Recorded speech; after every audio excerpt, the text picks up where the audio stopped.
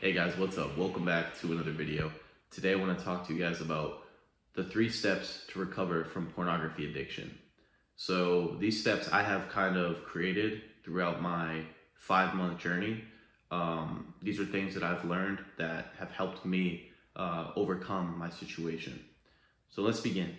So number 1, guys, before we want to deal with anything, any addiction really, or any issue we have, is we want to have the correct mindset, right? We want to have the correct foundational understanding of what it's going to take for us to go through and recover from whatever we're dealing with. So what helped me along my journey, what helped me really get over the hump, was the fact that it's not going to be easy. And number 2, like slow progress is better than no progress. So when I started out, it was very difficult. When I was really in the peak of like addiction, it would get so bad it would get to the point where it was like 2 to 3 times a day, guys, 2 to 3 times a day. And that cycle, that constant, waking up once, twice, 3 times, that lasted for about a year, right? Then it maybe the next year was once a day. And then the next year was maybe once every 3 days. And then, the 4th year was like once a week. And, over time, I started to really, then it would be 2 weeks, then 20 days, then 30 days, then 5 days, then another 15-day streak, then another 2-day streak, then another 40-day streak, right? So it was never like a linear, it was never a straight up sort of recovery process, but it was always improvement. It was always better. It was always me getting better, right? So the mindset that you have to have in order to overcome this is, first off, it's not going to be easy, because nothing is easy in this world. Nothing worth having is easy, right? No great life is easy. And the second part of the mindset phase is you need to understand that it's going to take time, and that as long as you're better than you were 5 months ago, whether it's you're able to go 3 days now instead of every other day, right? Then that's a win, right? That's a win, regardless of if you're still watching it or not. That's still a win, right? Because you're doing better than you were 5 months ago, 6 months ago, a year ago, right? So we have to not get discouraged when we're still kind of in that addictive cycle. We have to realize, okay, I'm still addicted, but I'm better than I was, right? I'm still better. So that's number 1. You have to have the correct mindset, right? And I forgot to mention, before I even began recovering, I was like, I'm gonna set the desire to become porn free, right? It was like 3 years ago. Even in the pits of 2 to 3 times a day, I was like, I'm gonna be porn free. I'm gonna be porn free. I was still brainwashing myself, right? So you have to have a strong conviction that you will be free from it, right? And then when you have that conviction, the actions will follow. So you may still struggle, but again, you're gonna start to improve, right? And whether it takes you 3 years, 4 years, 5 years, it doesn't matter. You know that one day you will be free from it, right? And that's the key. That's the key, right? So that's number 1, having the correct mindset. Number 2, if you need to change your environment, you must, right?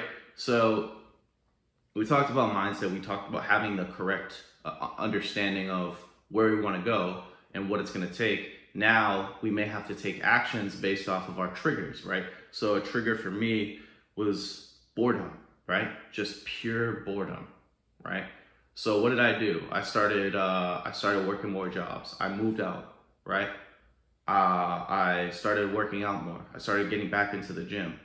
During my peak addictive years, my gym progress was horrible, right?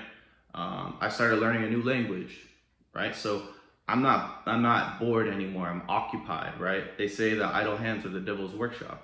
So I'm always looking for ways to kind of occupy myself, right? Because I understand that extreme boredom was a trigger and it leads to temptation. So that's a big one. A lot of you guys struggle with boredom. And also, like, if you're in a toxic environment, whether it's you're in a family situation that's not healthy, where your parents argue all the time, or your sister's nagging you, or the environment, like, it's just a loud environment, or people are always complaining, or they're watching pornography and they're promoting it, or they're smoking cigarettes, or you're just in a toxic environment where there's no growth and no hope, you have to have a plan to leave, right? Because you're not gonna be able to fully express yourself and become the man or woman you need to be if you're in that environment. You just won't, right? You'll find yourself, maybe you'll make some progress here and there, but you always revert back because you're in that same environment that you originally started the addiction with, right? For me, it was my parents' house. I just, I love my parents, but I had to leave, right? Because the growth wasn't there. There was no impetus for me to want to really overcome this struggle that I was having, right? So that's key, right? Change your environment. It will help you. It will seriously help you. And I know it's not easy to move out these days, but you can make a plan for it, right? Whether it takes you a year or 2 years, right? You can save your money, you can get promoted, you can get a skill, you can do something, right? You want to have no excuses, right? Again, we're about solutions here. So that's number 2, change your environment. Number 3 is just lifestyle, just your basic habits, right? So I think this order is a good order to go in. So we talked about mindset, we talked about environment. Once you change your environment, now you can really start to improve your habits and how you deal with your addiction, right? So the thing that helped me a lot was fasting. Not like prolonged fasting, not 2-day fast, but like, 14 hours, 16 hours, right, of just not eating. And the reason I say fasting is so helpful is because when you fast, your libido goes down, right? Your libido goes down and you're not as antsy for dopamine, right? But when you're in a cycle of eating, your mind is now programmed for the next hit. It gets hungry again, right? Because when you eat carbs, right, your insulin goes up, then it comes down, then that that tells your brain, hey, we're hungry again, right? And in the same way, the dopamine is like more dopamine, more dopamine, more dopamine. So when you eat, especially sugar, right? That was definitely an issue with me during my peak addictive years. It was like a lot of sugar, and that manifested itself back into the porn cycle. So fasting cuts all of that off and allows you to be more rational and less like, you don't act based off of like your animal instincts, if that makes sense, right? So again, part of that equation also is, so we talked about like the sugar dopamine effect, but it's also your sex drive and your libido. So when you're eating a lot, your hormones go up. Like if you're eating meat a lot, or you're eating,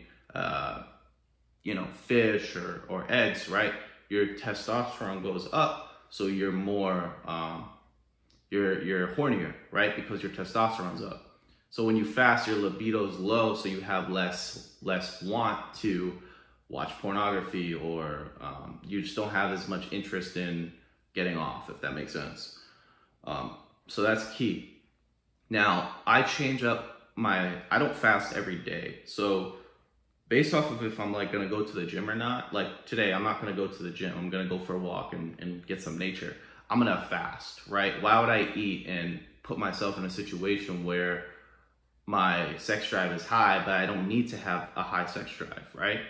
If you're working out, that's different. If you're lifting, if you're running, if you're gonna be active all day, then I recommend, maybe not fasting as much, but you definitely wanna throw it in there because, again, men have a lot of testosterone. We have a high sex drive, right? Especially if you're healthy. And I'm not saying we have to diminish it or repress it, but fasting definitely helps temper your passion and your desires. So I definitely recommend that. And you know, just general exercise, right? Like you can't fast all the time, right? So you're gonna have a lot of energy. You're gonna have a lot of, you know, want to do things because, you know, when you don't when you don't watch porn, you don't release you have all of that testosterone, all of those vitamins and nutrients, right, in your seed. So you're gonna want to do stuff. It's a life force energy that's pushing you out to do stuff, right? To want to be creative, to want to learn, to want to work, right? So you're gonna notice that, you know, later in your recovery stages that you're gonna want to do more stuff. And it's important that you transmute your sexual energy, right? I talk about study, I talk about deep work, I talk about learning languages, socializing, working more hours, studying more, right? These are all ways to transmute your sexual energy and avoid what I listed number one, boredom, right? You want to keep yourself occupied, right? So these are just some tips to help you. I think the main thing is just realize, like, if you're a lot of you guys struggle with, like, it's just an everyday thing. Just keep your head down, keep understanding that you will recover, and just start utilizing these tips every day. Even if you're struggling, keep fighting, right? I talk about that all the time.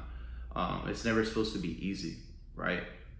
So yeah, just keep at it. You know, if it's every other day, whatever, that's where you are. Don't get mad about it, don't get sad about it. Just understand that you will recover and utilize these tips. They will help you over time. So that's it for today's video, guys. I hope you enjoyed this video. If you enjoyed the video, give it a thumbs up.